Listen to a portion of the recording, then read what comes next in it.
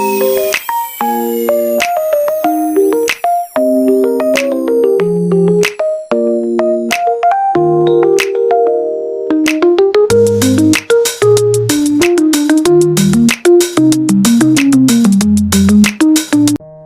araw, magandang hapon mga karaki.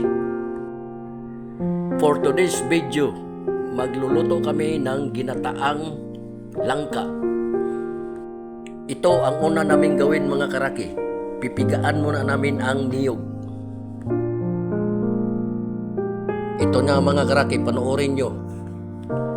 Ganyan lang ang pagpiga ng niyog. Ang unang piga, yan ang pure na gata.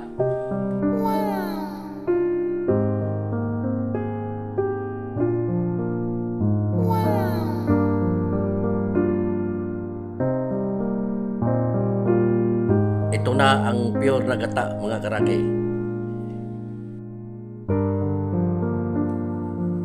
Isit aside muna natin ito mga karaki. Yan ang pure na gata. Yan. Isit aside muna natin. Pagkatapos, dito naman tayo sa pangalawang piga. Ayan mga karaki. Pangalawang piga na yan. Hindi na yan pure na gata. Itong pangalawang piga ang gagamitin namin para pampalambot ng langka.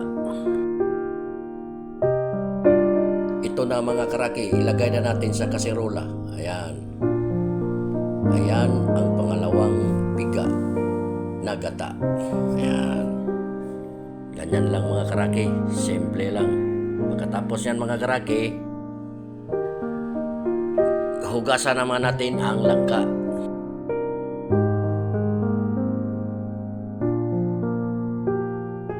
Ito na ang langka mga karaki. Hugasan muna natin. Ayan. Hugasan na yan. At pagkatapos, ilagay na rin yan sa kaserola kasama ang pangalawang gata.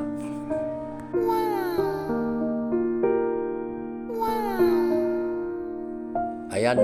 Hinugasan na ang langka mga karaki. Pagkatapos yan mahugasan, ilagay na rin yan sa kaserola. Isama yan sa pangalawang gata. Ayan. Panoorin nyo lang mga karaki.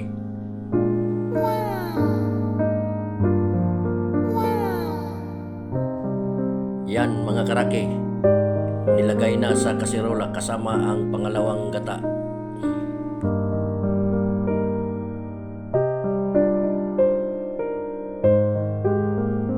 At ngayon mga karaki, maghiwa na naman tayo ng mga sangkap o mga regados. Ayan, una sibuyas, siling haba, luya, kamatis. Yan ang mga sangkap mga karaki.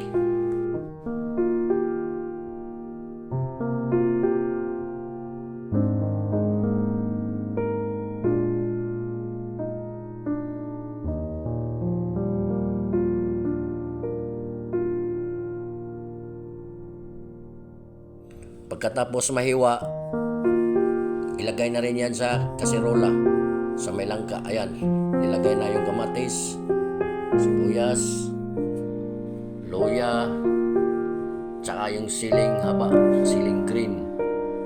Pagkatapos, titimplahan na yan. Yan. Timplahan. Pagkatapos yan matimplahan mga karaki, siyempre, isa lang na rin yan para malambot ang langka. Ito na, nakasalang na ang ating langka. Hintayin na lang natin na lumambot ang ating langka. After 15 minutes, check muna natin kung malambot na ba ang langka. Ayan. Ayan, malapit na. Malapit na lang. Kunti na lang kulang para malambot ang langka.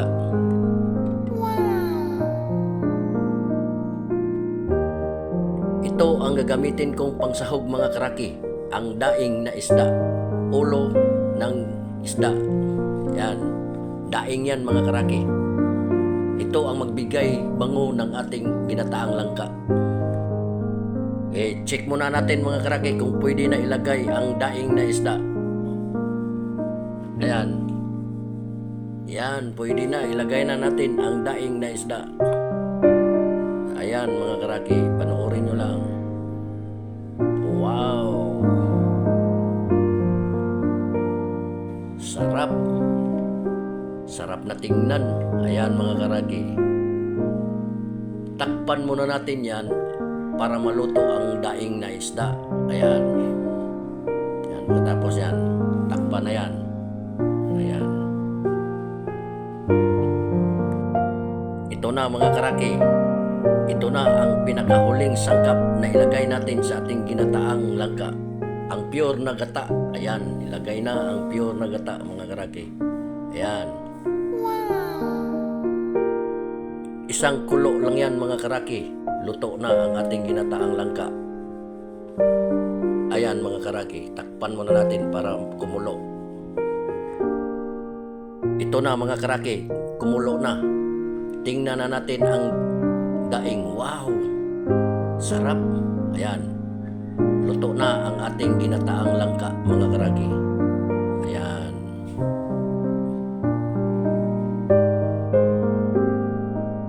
Ito na ang ating ginataang langka mga karaki. Wow! Ang sarap. Wow! Creamy, delicious. Ang sarap. Hanggang dito na lang ang aking video mga karaki. Maraming salamat. God bless us all. Thank you for watching. Bye-bye.